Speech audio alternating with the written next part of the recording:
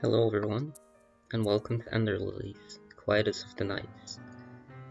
This is a game I've already played to 100% completion, but I've never really made any content about it. But that changes today.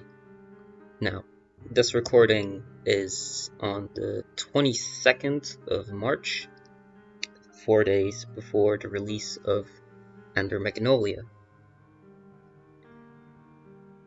I really love this game, and I will definitely be playing and recording my early access gameplay of Magnolia. So, let's start. New save file. Let's go.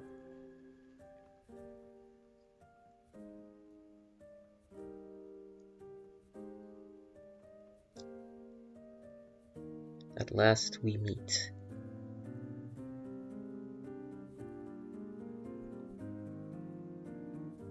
I can hardly believe it, yet here you are, alive and well. Can you hear my voice?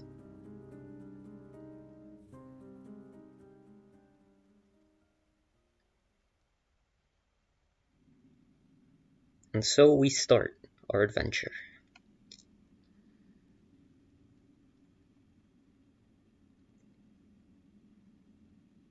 You seem to be awake. And none the worse for wear.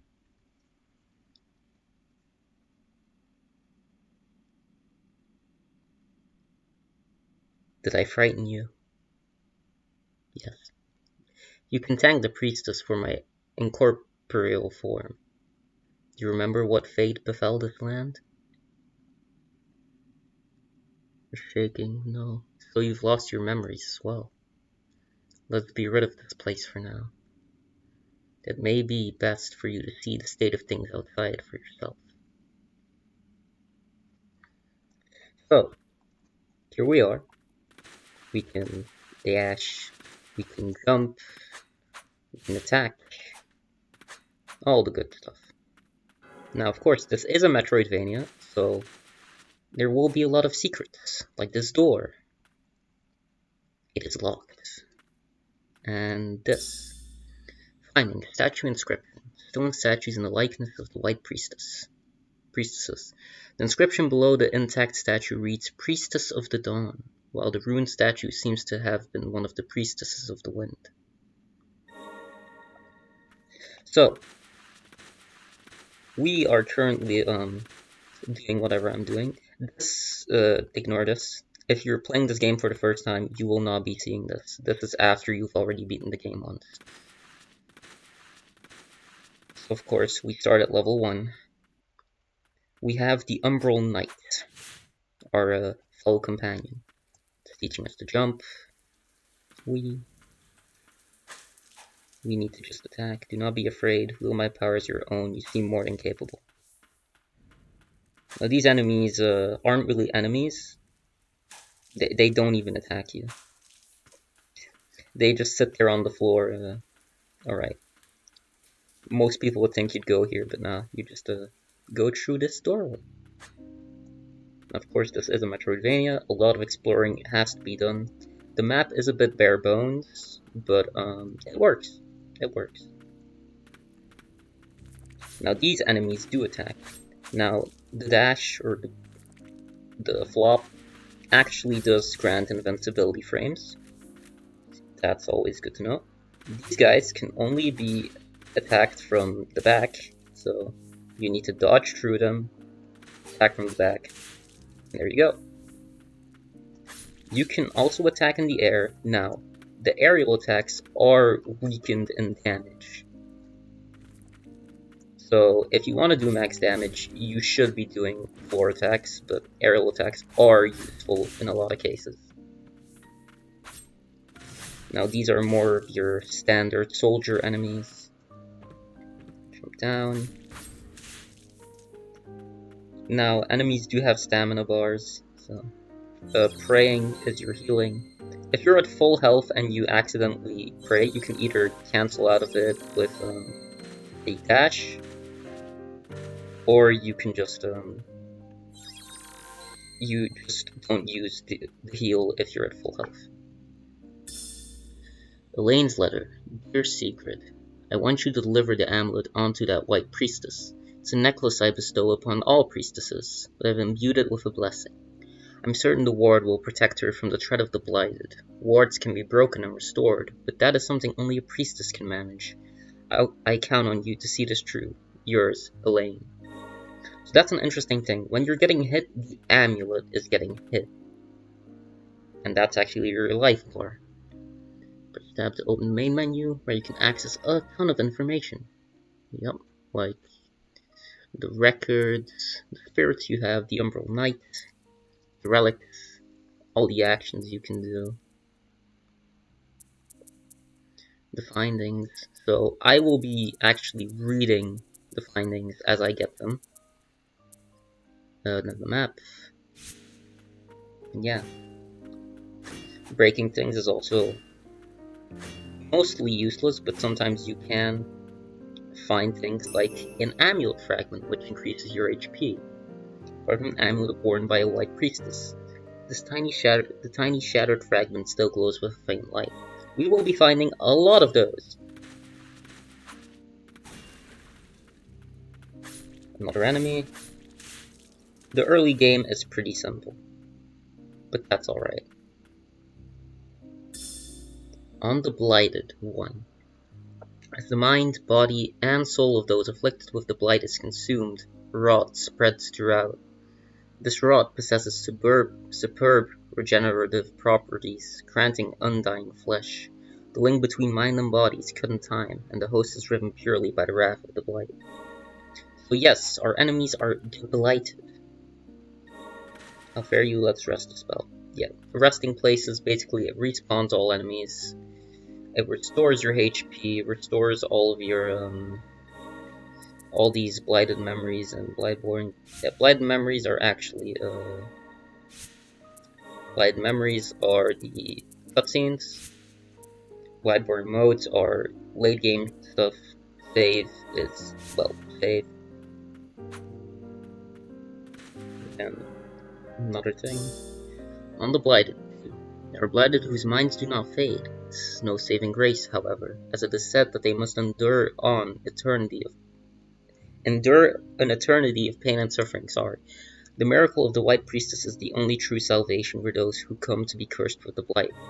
So the Blight is basically like a kind of zombie virus, magic zombie virus, which has taken over this land. But we're here to save it, as much as we can at least. Now these slug boilos, they don't do much other than just jump at you. Pretty easy to dispatch of. Dodge through. This game does take some patience.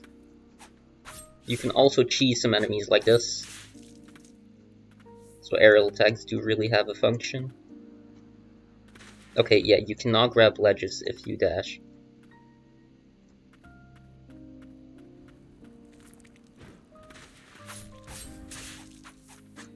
Yeah, they can do giant fury slashes, flurry slashes.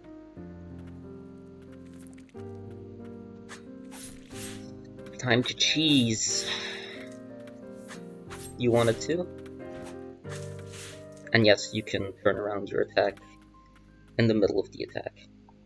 Now it looks like you could maybe go in there. You can't, sadly.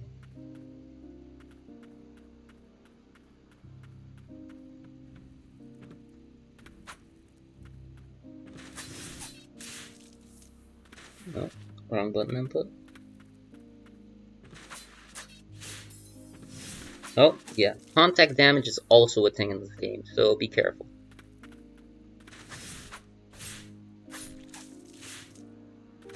Now here's a secret.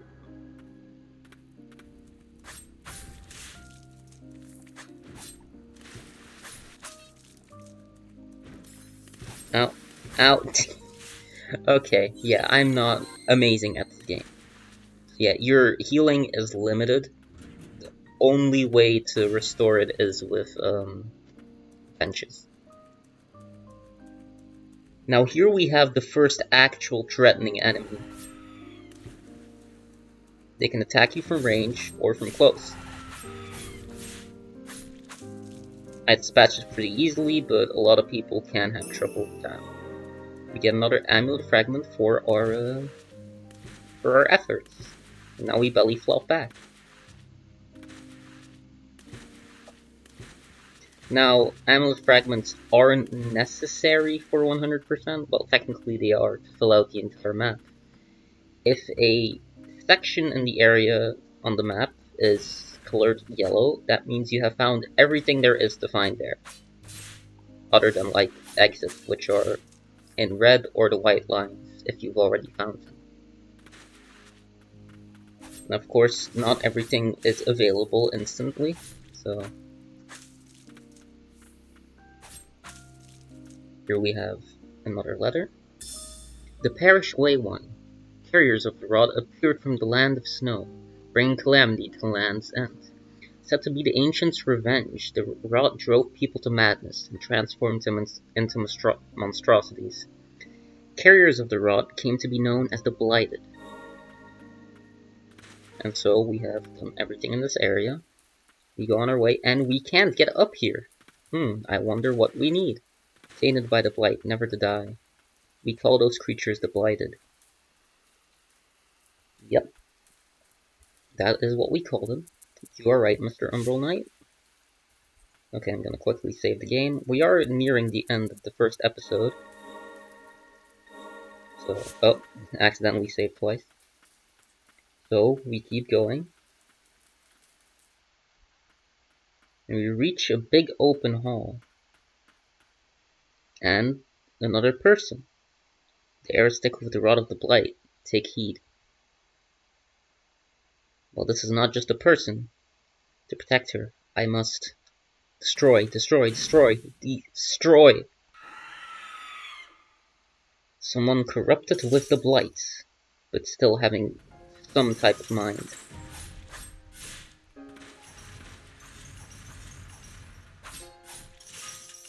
Now, listen to the music. The music in this game is phenomenal.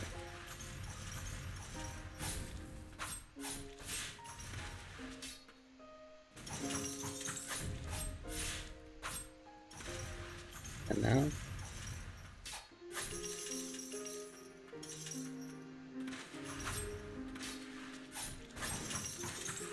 This is the first boss in the game, but she's not that difficult. And then... she does this. Now, she's pretty fast for a really big boss. Not super fast, of course, but she's definitely not a slowpoke. She has back attacks, a charge, a jumping attack. Does the charging attack again. Back attack. You really need to just look for openings, which is basically every time she does an attack. Then, when the stamina bar is completely down, she enters a very high staggered state. Now I'll let you listen to the music for a bit more, because it's really good.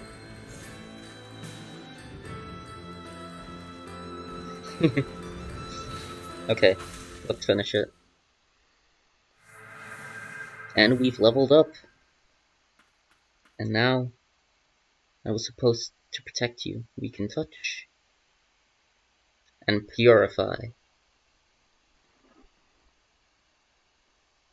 I adored the priestess of the fount. She was our only hope against the immortal blighted. With unflinching resolve and a smile on her face, she epitomized radiant tenderness. My sister's letter informed me that the priestess was in poor health. It seemed the burden of her purification rituals was taking its toll. I couldn't rejoice at the peace she brought at the cost of her own well-being. Moreover, I couldn't forgive myself for not being able to protect her as a guardian. No, it was my own sister who was chosen for that role. In my darkest hour, I found solace in Lily, who was much like the priestess herself. Even if I couldn't serve her as a guardian, the least I could do was protect her. But then the rain began to fall. Cries of pain rang out in the distance. The chief guardian called it the rain of death. I gave Lily sanctuary and took my weapon in hand. The rain never let up.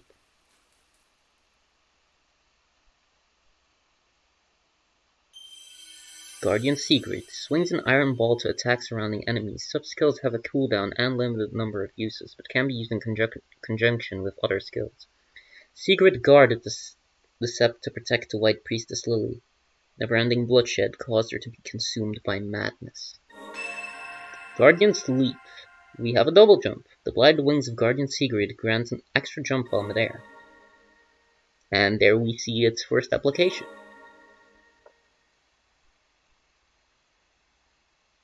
The soul has been purified, no longer imprisoned by blight. Within that memory just now, the woman called you Lily. Surely that is your name. If you retrace the memories of the blighted in life, you may just remember something yourself. And so, it may prove difficult, but can you carry on? And so, we already see a change in Lily. After purifying bosses, you can see changes. Her hair, the tips have turned dark, and yeah, it looks pretty painful. But we keep going. Now, you can also double jump. Very graceful. Foiled prayer beads. Slightly increases maximum HP. A rosary worn by the White Priestess's guardian. Extensive training took place underground until someone was chosen to be her protector. And so, that will be the end of the first episode. We're going to equip this relic, blighted spirits, relics, purified memories. So, Guardian Sigrid is now a relic, spirit. We have more memories. You can fight every boss again if you want. Save. And now we can use Guardian Sigrid as a spirit. It's pretty okay-ish. She's better in like speedruns I've seen, but she's fine. She does a lot of damage to stamina bars. Now, that will be the first episode of Ender Lillies Quietus of the Night. I will be playing this game to 100% completion on this channel, so I hope you guys have enjoyed. Hit the like button and subscribe, and I'll see you all next time.